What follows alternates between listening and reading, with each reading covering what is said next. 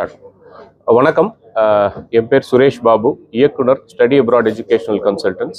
என் கூட இருக்கிறவங்க மெல்கோனியன் கோஹர், வோல்கோகிராத் state medical university. நாங்கள் கோயம்புத்தூர் வந்து இந்த பத்திரிகையாளர்களை சந்திக்கக்கூடிய காரணம், சென்னையில் இருக்கக்கூடிய ஸ்டடி அப்ராட் எஜுகேஷனல் கன்சல்டன்ஸ் நிறுவனம் ரஷ்ய கலாச்சார மையமும் இணைந்து தமிழ்நாடு ஃபுல்லாக ரஷ்ய கல்வி கண்காட்சியை நடத்திட்டு இருக்கோம். இந்த கல்வி கண்காட்சியானது சென்னையில் முடிஞ்சிருச்சு. இதை தொடர்ந்து வருகின்ற செவ்வாய், புதன், வியாழன், வெள்ளி நாட்களில் முறையே மதுரை, திருச்சி, சேலம், கோயம்புத்தூர் ஆகிய இடங்களில் நடைபெறுகிறது.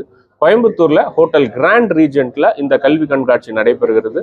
இந்த கல்வி கண்காட்சியில ரஷ்யாவிலிருந்து வந்திருக்கக்கூடிய முன்னணி மருத்துவ பல்கலைக்கழகங்கள்ல வந்திருக்கக்கூடிய ஆசிரியர்கள், பேராசிரியர்கள், கல்வியாளர்கள் கலந்து கொண்டு இங்க இருக்கக்கூடிய மாணவர்களுக்கும் பெற்றோர்களுக்கும் தேவையான எல்லா தகவல்களையும், அதாவது கல்வி கட்டணம், கட்டமைப்பு, விடுதி வசதிகள், அவங்களுக்கான அந்த கிளைமேட்டிக் கண்டிஷன்ஸு, பாதுகாப்பு வசதிகள், பெண்கள் ஆண்களுக்குள்ள பாதுகாப்பு வசதிகள், இதெல்லாம் வந்து அவங்க மாணவர்களுக்கும் பெற்றோர்களுக்கும் சொல்ல இருக்காங்க.